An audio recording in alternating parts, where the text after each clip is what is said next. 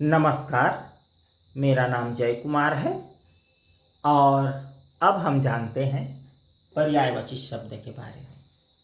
तो आप कहेंगे इसके लिए वीडियो बनाने की क्या आवश्यकता। पर्यायवाची शब्द को तो हम जानते ही हैं कि जैसे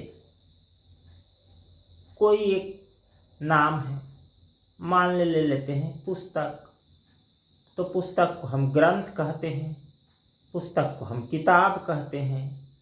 तो ग्रंथ और किताब पुस्तक का पर्यायवाची शब्द है। बिल्कुल ठीक है, इसमें कोई संदेह नहीं कि पुस्तक का पर्यायवाची ग्रंथ, किताब, पोथी ये है।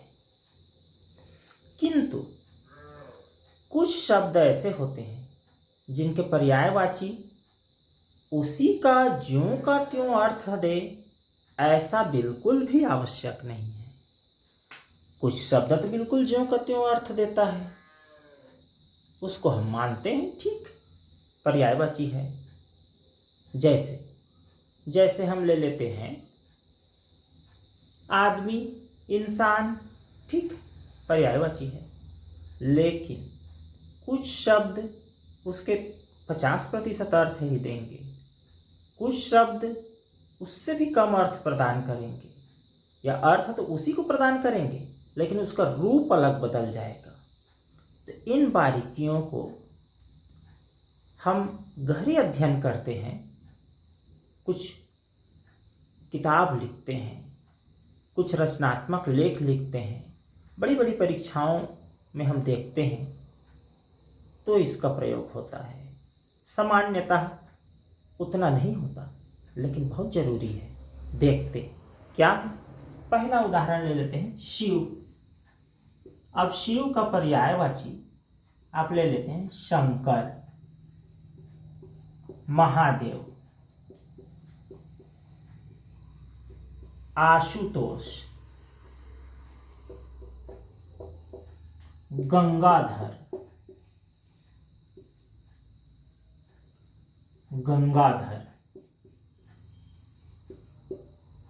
और दो शब्द और कम से कम ले लेते हैं, एक रुद्र, और ले लेते हैं शिव ही लेते हैं, शिव तो लिखा ही हुआ है। एक ले लेते हैं भोलेनाथ।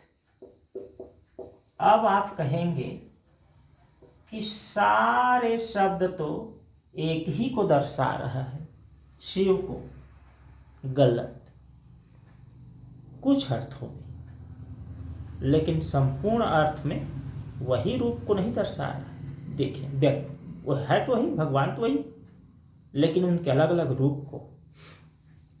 शिव का अर्थ है कल्याणकारी रूप, लेकिन शंकर का अर्थ कल्याणकारी रूप नहीं है। कहते हैं भगवान विष्णु पालनहार हैं, ब्रह्मा जी बनाने वाले हैं और शिव जी उनका अंत करने वाले हैं, मृत्युलोक के स्वामी हैं। तो उसका शिव जी नहीं, शंकर जी है। शंकर है एक, लेकिन रूप बदल जाता है, विभाग अलग हो जाता है। अब महादेव, महान है जो देव, उनकी महानता के लिए वर्णन है। और आशुतोष, आशुतोष भगवान शिव जब वरदान देते हैं उस रूप को आशुतोष कहेंगे। अब आप प्रयोग कर देंगे कि चलो एक और जान लेते हैं, उसके बाद देखते हैं गंगाधर, गंगा को धारण किए हैं तो इसलिए उस रूप को गंगाधर कहेंगे। और रुद्र, रुद्र माने उनके खतरनाक रूप को, जब वो क्रोधित हो जाते हैं, कामदेव को भस्म कर दिए, तीसरा नेत्र खोल देते हैं, तांडव नृत्य करते हैं, तो रुद्र है। हाँ, अब देखते हैं, अब रुद्र को कहें कि भगवान रुद्र ने वरदान दिया, अर्थ बिल्कुल मजा नहीं आएगा। विद्वान लोग समझेंगे कि इनको कोई अकल ही नहीं। अब आप भगवान आशुतोष ने वरदान दिया, एकदम सही है, भगवान शिव ने वरदान दिया, ठीक। लेकिन आप कहेंगे भोलेनाथ तांडव नृत्य कर रहे हैं, तो भोला भाला व्यक्ति, भोला भाला भगवान तांडव नृत्य नहीं करता। भोलेनाथ भोले भाले रूप हैं, रुद्र तांडव नृत्य करेंगे। लेकिन आप आशुतोष तांडव नृत्य कर रहे हैं तो बिल्कुल गलत हो जाएगा। चलिए अब अधिक समय ना लेते हुए और किसी दूसरे शब्द की ओर बढ़ते हैं और अगला शब्द ले लेते हैं। 2-3 शब्दों के माध्यम से हम जानते हैं, तो अगला शब्द ले लेते हैं, जल ले लेते हैं। इससे आसान और कुछ नहीं। जल का जैसे पानी, सलील, पानी और सलील ले लिए, और जल एक तो है ही। तो चलिए देखते हैं, पहले दो ही में अंतर देखते हैं। पानी और जल दोनों एक ही को कहते हैं? नहीं कहते एक ही को, बिल्कुल कहते भी हैं, नहीं भी कहते। कैसे? अब देखो, पानी, नाली में बहते हुए पानी को भी पानी कहते हैं, पीने वाला पानी को भी पानी कहते हैं, नहाने वाले पानी को भी पानी कहते हैं, और कुछ भी प्रयोग करें सब पानी कह सकते हैं। लेकिन जल, नाली के पानी को जल कहेंगे?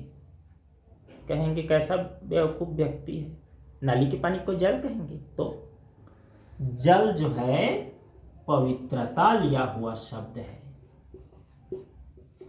गंगा का जल, सागर का जल, पवित्र जल।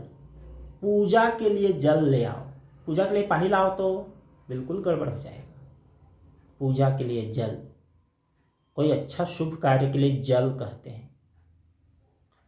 अब सलील को देखें, बहते हुए पानी के लिए, नदी वगैरह में बहते हुए पानी के लिए सलील का प्रयोग करते हैं, इसलिए कहते हैं नदी को सलीला। चलिए, समझ में इससे अच्छे से आया होगा। अब इसके बाद हम देखते हैं पर्वत, देख लेते हैं जल्दी से। पर्वत, अब इसका पर्यायवाची है पहाड़, अब इसके पर्यायवाची है शैल। चलिए देखते हैं, और भी हैं, तीनों में ही अंतर देख लेते हैं। पर्वत और पहाड़ में बड़ा अंतर है।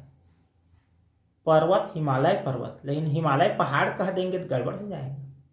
पहाड़ कम ऊंचा रहता है, शिखर ज़्यादा नहीं होते, करीब करीब नहीं होते। लेकिन अब इस तरह के शिखर युक्त भाग है, ऐसे है वो पर्वत, लेकिन इस तरह ऊंचा है, इसको पहाड़ कह सकते हैं। दोनों में अंतर है। शैल, अब पहाड़ पर्वत दोनों में, पहाड़ में ज़्यादा पत्थर हो सकते, पर्वत पहाड़ होंगे जो भी, बर्फ होंगे, जैसे भी होंगे। लेकिन शैल कहने का अर्थ ऐसा लगता है कि शिला, पत्थर से युक्त बड़े बड़े चट्टान हो। चलिए एक और अर्थ ले लेते हैं, उसमें एकदम से आप 50% अर्थ वही रहेगा, 50% पूरी तरह से बदल जाएगा। वो वाला एक देख लेते हैं। और वो वाला क्या है? सांप। आप देखे ही होंगे, सुने ही हैं, सांप। अब सांप का पर्यायवाची क्या है? सांप का पर्यायवाची है नाग। और क्या पर्यायवाची है? तो विषधर। तीनों, और भी कई पर्यायवाची हैं, उराग वगैरह, लेकिन तीनों में ही देख लेते हैं। अब क्या देखें, आप खुद ही बताएं। सांप सब को कहते हैं, जितने भी उस प्रजाति के हैं, लेकिन सबको नाग कहते हैं? बिल्कुल नहीं कहते। पिटपिटिया सांप को पिटपिटिया नाग ऐसा कह देंगे? कहेंगे क्या पागल व्यक्ति है, पिटपिटिया कैसे नाग है? तो आप ही जान गए, नाग का अर्थ है जो फन उठाए, और जो फन ना उठाए वह है नाग, नहीं है। उसको सर्प कह सकते हैं, सर्प कह सकते हैं, सांप कह सकते हैं, लेकिन अब विषधर नहीं कह सकते। इस पर भी अर्थ ले जोड़ें। कई ऐसे सांप को जो फन तो उठाता है लेकिन काटता वाटता नहीं है, कुछ एक दो प्रजाति कुछ हद होते हैं, और उसको विषधर कह दिए तो गलत हो जाएगा। चलो कहेंगे कि फन उठाते वो काटते ही हैं, विष फैलता ही है, कहेंगे। लेकिन चलो एकदम से भोले भाले पिटपिटिया सांप को जो चलते रहते हैं, बच्चे लोग इसे पकड़कर उठा देते हैं, उसको तो विषधर नहीं कहेंगे ना। तो अंतर हो गया ना। अच्छा, नागिन को सांप तो कहेंगे, लेकिन नाग और नागिन में अंतर है। तो इसी तरह से पर्यायवाची शब्द जो हैं वो होते तो अलग अलग शब्द हैं और एक ही अर्थ देते हैं कहते हैं, लेकिन सारे शब्द एक ही अर्थ नहीं देते, कुछ ना कुछ अंतर रहता है। अब हम एक और छोटा सा देख लेते हैं। छोटा होता तो ये बड़ा है राजा, लेकिन कम समय में देख लेते हैं। अब इसको कहेंगे नरेश, इसको कहेंगे सम्राट, इसको कहेंगे भूप। सब में थोड़ा थोड़ा अंतर है। कैसे अंतर है? अब देखें, राजा 5 गांव का भी राजा हो सकता है, 10 गांव का भी राजा हो सकता है, एक नगर का राजा हो सकता है। लेकिन सम्राट, 5 गांव का सम्राट कहेंगे सब हंसेंगे, पागल व्यक्ति है, जानता कुछ नहीं करके। सम्राट यानी बड़ा क्षेत्र का जो है राजा है उसको सम्राट कहेंगे। नरेश, नर का ईश, इसका अर्थ मनुष्यों से, जो मनुष्य से जुड़ा हुआ, मनुष्यों पर साम्राज्य। बाकी में भी मनुष्यों पर साम्राज्य होता है, लेकिन इसमें उधर अर्थ जो है संकेत ज्यादा कर रहा है। भूप, भूप भूमि से संबंधित है। नरेश और भूप को एक कहेंगे कुछ अर्थों में, लेकिन इनका जो संकेत क्या है, भूप भूमि की ओर संकेत कर रहा है। भूपति, जमीन का पति, मालिक, बड़े क्षेत्र का। भूप राजा वो भी है।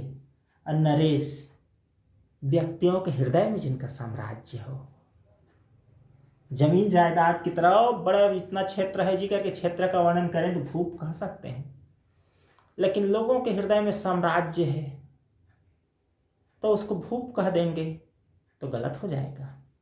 तो आज के लिए इतना ही। बहुत बहुत धन्यवाद।